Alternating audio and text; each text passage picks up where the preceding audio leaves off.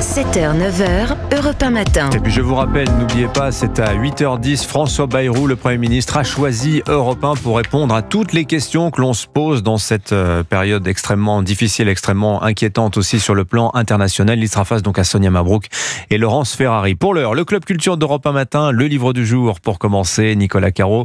Le vendredi, avec vous, c'est toujours un roman culte. Et cette semaine, Saint-Exupéry. Mais pas Le Petit Prince, publié en avril 43. Antoine Saint-Exupéry est mort, vous savez, l'année d'après, en 44, disparu en vol dans la Méditerranée. 150 millions d'exemplaires ont été vendus du Petit Prince, ce qui place ce livre en tête des livres les plus vendus au monde après la Bible. Mais vous avez décidé de nous parler d'un autre roman de Saint-Ex. Et oui, d'abord parce que tout le monde connaît déjà Le Petit Prince en long en large, et puis aussi parce que, pour tout vous dire, je suis pas fan, moi, du Petit Prince. C'est comme ça arrive, alors que j'adore Saint-Ex, et notamment pour Vol de nuit, 1931. Le roman se passe en Amérique du Sud. Il y est question d'avion, bien sûr, d'aéropostale exactement. Nous en sommes au début de l'aviation commerciale. Aujourd'hui, piloter un avion comporte des risques, certes, mais maîtrisés. À l'époque, c'est une aventure. Il faut même être un peu fou pour se lancer là-dedans, et donc on suit les pilotes, mais aussi le centre de commandement. Le véritable héros du livre s'appelle Rivière. C'est un peu le chef de gare, si vous voulez. Il est chargé de coordonner les vols et de s'assurer qu'il n'y ait pas de retard. La ligne relie Santiago du Chili à Buenos Aires, en passant donc au-dessus de la cordillère des Andes, et les vols se font de nuit. Mais il mieux vaut être un très bon pilote quand on est dans l'aéropostale. Oui, et malgré leur courage, le danger et la peur ne les quittent jamais. Ce livre, c'est aussi toute une réflexion sur la confiance et la capacité d'un chef à emmener ses hommes avec lui. Rivière, le chef, dit qu'il faut les aimer, mais sans leur dire. En fait, ce personnage est directement inspiré de l'expérience de Saint-Ex. Il était lui-même aviateur, il était en Amérique du Sud à cette époque pour l'aéropostale et les vols de nuit. Il y a croisé Didier Dora, le chef de l'exploitation. C'est lui, Rivière. D'ailleurs, le livre lui est dédié. Saint-Exupéry a cette particularité de nourrir ses romans de sa propre expérience, mais bien entendu sublimé par la littérature. Très poétique, plein de métaphores. Les collines roulent comme des vagues, les étoiles sont des aimants. Un poète dans un avion.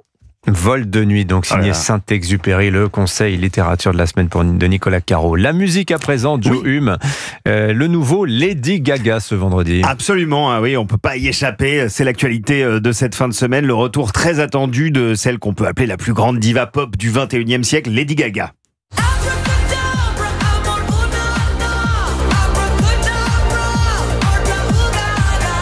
On se réveille. Mayhem, ça signifie chaos en anglais, ou le désordre si vous voulez. C'est le titre du 7e album de Lady Gaga. Lady Gaga qui revient à des sonorités qui ont fait son succès. Il y a des rythmes syncopés, le chant est théâtral, une dose très madonesque de sex appeal et d'insolence. Bref, elle est en forme et ça fonctionne. Dans son ensemble, Mayhem est un album très éclectique. Elle y explore divers genres, varie les atmosphères et livre son disque le plus solide depuis un petit moment.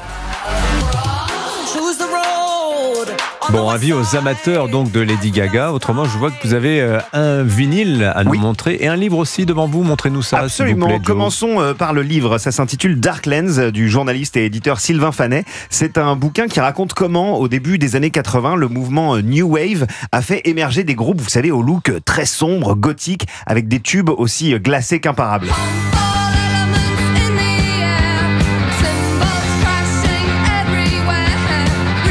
Alors l'auteur évoque The Cure évidemment, Siouxsie and the Banshees qu'on entend derrière, Joy Division, des artistes qui ont trouvé le succès en prenant à revers finalement l'extravagance colorée des années 80. Oui, c'est un vrai paradoxe les années 80 de ce point de vue-là. Absolument, et c'est ce qui explore le livre au fil d'entretiens, d'interviews, de chroniques d'albums essentiels et puis de contextualisation des courants les plus sombres de la New Wave. Darklands explique comment le glauque a pu tant fédérer à cette époque-là. Ça sort aujourd'hui, c'est publié, c'est chez GM Éditions et c'est passionnant.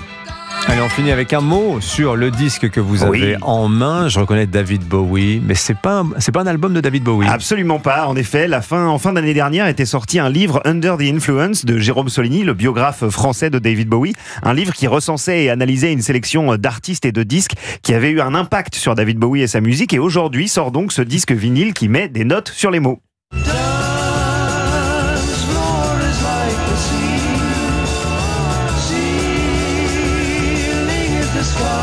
Voilà, ça s'appelle Under the Influence, c'est un très bel objet et ça sort aujourd'hui. Merci beaucoup Joe Hume, votre sélection musicale de la semaine. Merci Nicolas, merci Caroline, à demain.